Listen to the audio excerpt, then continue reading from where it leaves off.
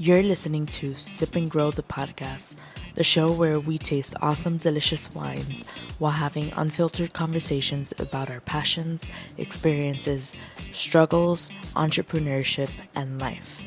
My name is Nicole Di Pasquale, and I'm a wine enthusiast just trying to pursue her passions and dreams while taking you on the journey with me, one episode at a time. My ultimate goal is to not only bring you wine knowledge and value, but also inspire you to enjoy your process and journey in pursuing your passions and dreams. Because guess what? The person you become while enduring the process is more important. So sit back, grab a glass, and let's sip and grow together.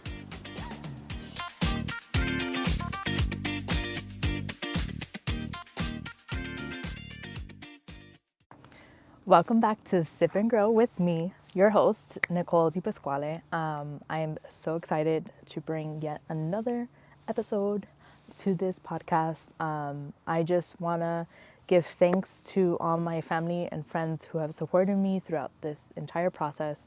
It wouldn't have been I wouldn't have been able to do it without you guys, and your constant love and support means the world to me. And all my audience members and everyone who's following me and supporting me on social media, thank you so much. Without you, I wouldn't be doing this. And I just hope that you guys enjoy everything I have to say and bring to the table in regards to wine, life, and all the fun things that we talk about on here. Today is actually a really exciting episode for me because I finally get to introduce my favorite grape. So my favorite grape, which a lot of people are going to be like, oh, it's your favorite grape because you're Argentinian, but yeah, that's exactly why. I mean, when you're young, when you're young and you have certain practices within your family that you have known since you were young, you tend to like the same things that your family likes. And we are huge on the Malbec grape. So today, I figured I would bring you an easy to drink and easily accessible wine that's not too expensive, and I think is the one of the yummiest wines to bring to like a barbecue, because you know us Argentinians, we love our asado. Asado is basically the Spanish word for barbecue. We love our meats, we love barbecuing, and we love drinking wine. So why not introduce one of our favorite grapes, Malbec? Anyways, so this Malbec is actually from Zuccardi. Zuccardi is one of the most like prominent families in Argentina. Every Argentinian knows who they are. There's a couple of families, but this is one of the head honchos over there. And I actually, in 2018, I went with my family to Mendoza, which is where this wine is from. And it's actually from Valle de Uco, which is the Uco Valley within Mendoza. It's on the east side of Mendoza. And I love this wine because it's so easy to drink. It is a medium body wine, but it's easily accessible because it's only $15. And if you have like a barbecue you're going to, or like a dinner that you know you're going to be having a lot of hearty, like a big hearty meal, or like a pasta. I mean, Malbecs go with more than just meat. I would say this is a really great option to bring to the table, and it's not super expensive because you know wine can get a little expensive, a little pricey. But this is a 2022 vintage, and it's called Zuccardi Serie A. I would say it's like their most basic wine. They have another couple, like they have other wines that are a little bit higher than this one in price and taste and all that stuff. But this is a really good go-to for me, especially if I'm going to someone's house for a barbecue. So let's go ahead and open this bad boy up. And actually, little backstory to why I am bringing this out today. Because today, the the goat of soccer. I'm a soccer player. I grew up playing soccer, and soccer is also a passion of mine, which I'm sure you're gonna hear a lot more about that on my podcast. But my favorite player in the entire world, before we even won the World Cup, he was one of my favorite players. I'm a Messi fan, not a Ronaldo fan. Nothing against Ronaldo, but you know, Messi all the way. The GOAT. They're actually playing today in Dallas, and I was like, you know what? Why not introduce an Argentinian wine today in honor of the one, the only Messi. I love you. He's been doing great with Inter Miami. Like, let me tell you, I legit decided to come to California when Messi decided to join Inter Miami, and I was like, are you kidding me? He went to Publix. Publix is our local supermarket, and I literally FaceTime my mom saying, I can't believe that he is somewhere where I shop every single day, and I could have encountered him getting a pub sub and had a conversation with him. But it's okay. When I get back, I'm definitely gonna go to a game and watch him play. And I'm so excited for the team.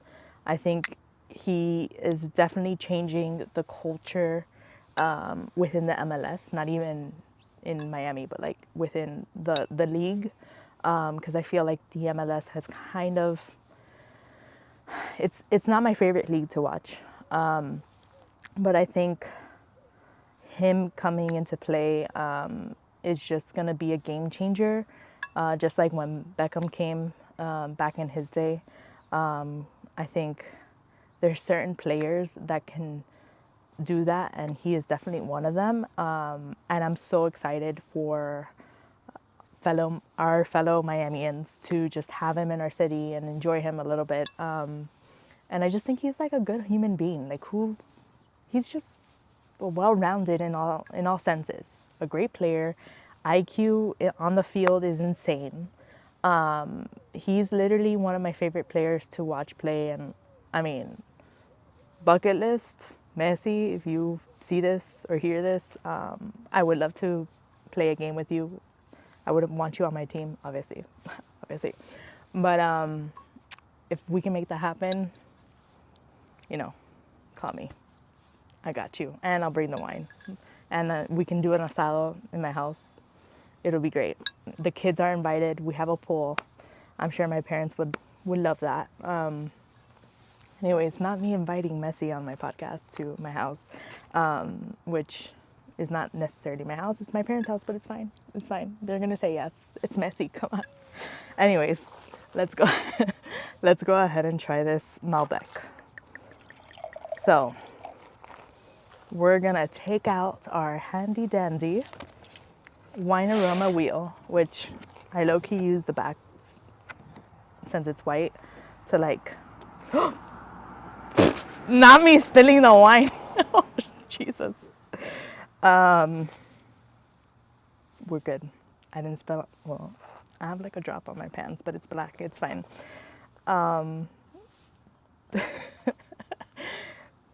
So luckily this is laminated, because if this was not laminated, oh my Jesus, oh my Jesus.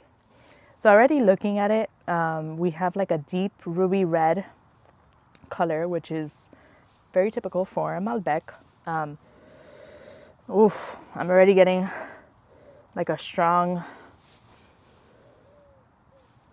like deep plum. I would even say like blackberry smell in there, even cherry, and a hint of like rose. Yeah, a hint of rose, a little bit of minerals coming out as well. Not the wine dripping on the back of this thing. It's okay. We can clean it. This is why I laminate my things, because sometimes we can't have nice things because this happens, but it's fine. It's fine. So let's go ahead and taste this.